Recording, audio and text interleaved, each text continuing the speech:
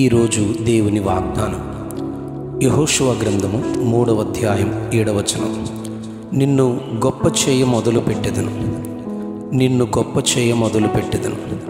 అప్పుడు యెహోవా యెహోషువతో ఇట్లనెను, నేను మోషేకు తోడయుండినట్లు నీకును తోడయుందునని ఇశ్రాయేలీయులందరూ ఎరుగునట్లు నేడు వారి కన్నుల ఎదుట నిన్ను గొప్ప చేయ మొదలుపెట్టెదను. ఈ ధ్యాన వాక్యము నాయకుడైన యెహోషువ వ్రాసిన గ్రంథములోనిది. మోషేను నమ్మకముగా వెంబడించిన శిష్యుడని యెహోషువ కొరకు తప్పక చెప్పాలి. మోషే చనిపోయినప్పుడు అతడు 120 సంవత్సరముల వయస్సు గలవాడని ద్వితీయోపదేశకాండం 34వ అధ్యాయం 7వ వచనంలో చెప్పబడింది. మోషే తన చేతులను యెహోషువ మీద ఉంచియుండెను గనుక అతడు జ్ఞానాత్మపూర్ణుడాయను అని ద్వితీయోపదేశకాండం 34వ అధ్యాయం 9వ వచనంలో చెప్పబడింది.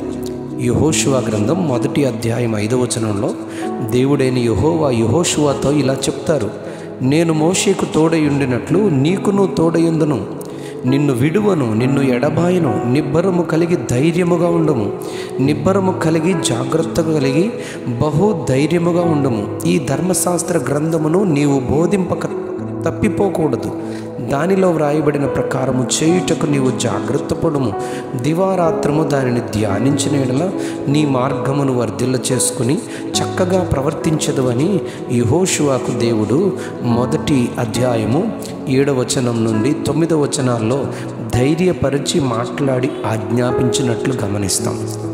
యెహోషువ గ్రంథం 3వ అధ్యాయం 7వ వచనంలో మరొకసారి యెహోషువతో దేవుడు, నేను మోషేకు తోడయుండినట్లు నీకును తోడయుందును, నేడు ఇశ్రాయేలీయుల అందరి కన్నుల ఎదుట నిన్ను గొప్ప చేయ మొదలుపెట్టెదనని చెప్పి ఇశ్రాయేలీయులందరూ చూస్తూ ఉండగా సర్వలోకనాథుడగు నిబంధన మందసము మోయు యాజకుల అరకాళ్ళు యోర్దాను నీళ్లను ముట్టగానే పైనుండి పారు నీళ్లు బహు దూరమున సారేతును నొద్దనున్న ఆదామను పురము నొద్దకు దగ్గర ఏకరాశిగా నిలిచిపోయినట్టు మనం గమనిస్తాం.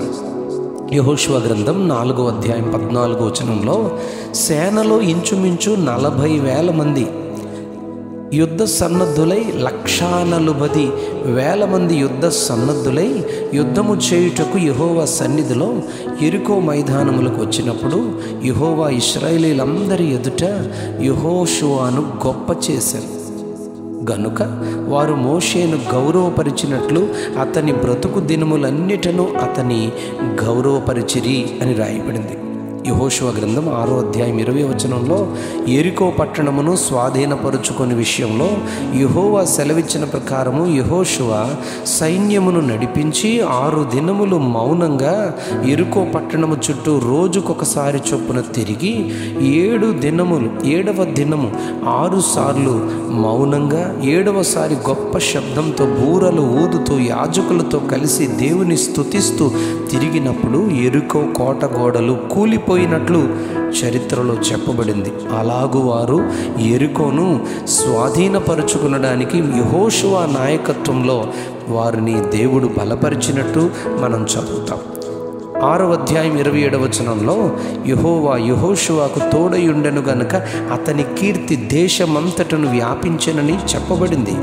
యెహోషువ గ్రంథం 10వ అధ్యాయం 12వ వచనంలో యెహోవా ఇశ్రాయేలీయులందరి ఎదుట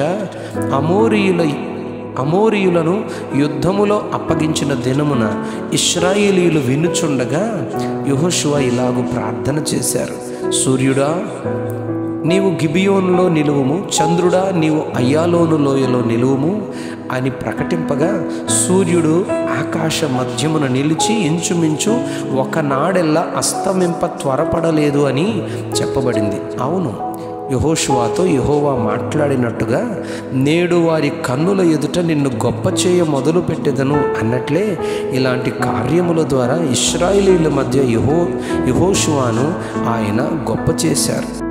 అగ్ని మధ్య షడ్రకు మేషకు అబేద్నెగోలను ఆయన అగ్నిగుండములో 4వ వానిగా సంచరించి అగ్ని బలమును చల్లార్చినప్పుడు షడ్రక్ మేషక్ అబేద్నెగోలను దేవుడు ఘనపరిచారని మనం గమనిస్తాం.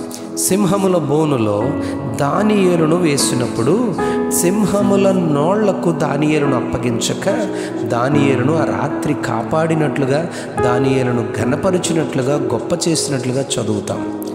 అవును, ఆయన మాటను, ఆజ్ఞను అనుసరించు వారి జీవితాలలో దేవుడు ఎన్నో గొప్ప కార్యాలు చేసి తన జనులను, సేవకులను గొప్ప చేయును.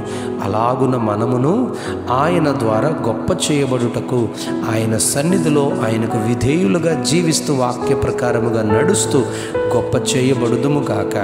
Amen, amen, amen. నిన్ను గొప్ప చేయ మొదలు పెట్టెదను. ఆమెన్.